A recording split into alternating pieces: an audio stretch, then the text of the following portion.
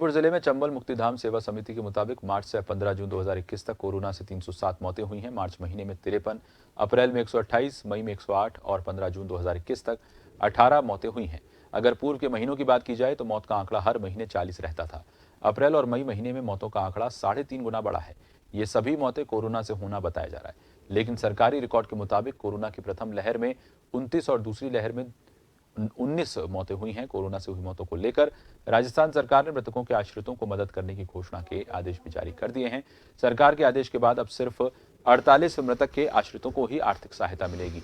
शेष मृतकों के आश्रितों को सहायता नहीं मिलेगी क्योंकि उनका नाम रिकॉर्ड में नहीं है। अब उन मृतकों के आश्रितों को परेशानी होगी जिनकी मौत तो कोरोना से हुई, लेकिन उनका नाम सरकारी रिकॉर्ड में इंदराज नहीं है। शिक्षा विभाग के सूत्रों के मुताबिक 18 कार्मिकों की मौत कोरोना से विभिन्न अस्पतालों में हुई है। हालांकि इनमें से कई मौत कोविड ड्यूटी के दौरान भी हुई है।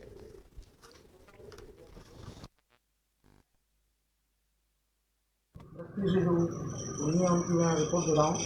मार्च में 53 मौतें हुई, अप्रैल में 128 मौतें हुई हैं, मई में 108 मौतें और 1 जून से अभी तक 13 तारीख तक 18 मौतें हो चुकी हैं।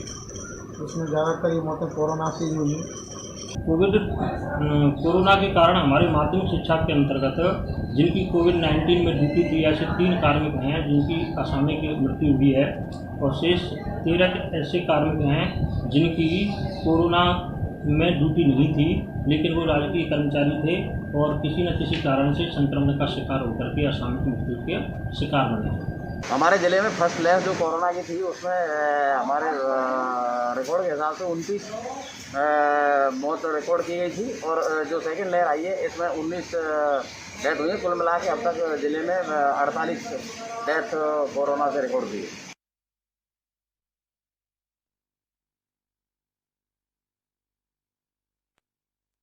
धौलपुर जिले के बाड़ी उपखंड में एक परिवार 6 महीने बाद भी दर दर की ठोकरें खाने को मजबूर है।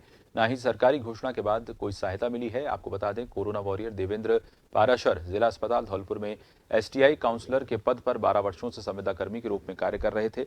वर्ष 2020 के कोरोना काल में उनकी ड्यूटी धौलपुर जिला अस्पताल के प्रमुख चिकित्सा अधिकारी ने कोविड-19 में लगा दी और इसी दौरान देवेंद्र पाराशर कोरोना संक्रमित हो गए।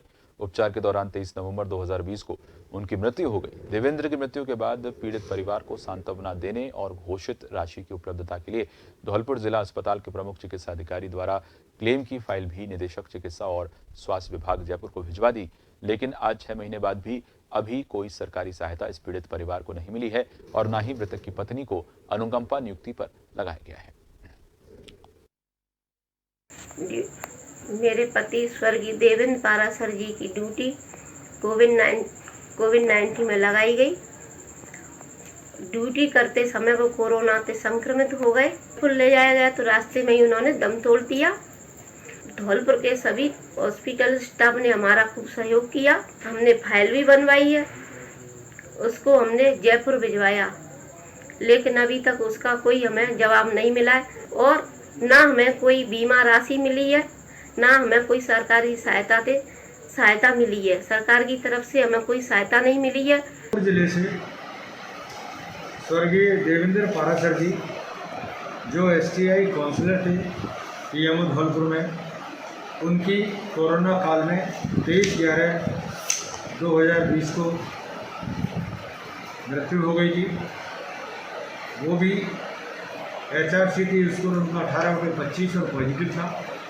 उनको रेफ़र किया गया हेल्थ सेंटर पर, रास्ते में उनकी मृत्यु हुई, जिसका बीमा धन के लिए पूरा क्लेम बनके और 9/12/20 को राज्य स्तर पर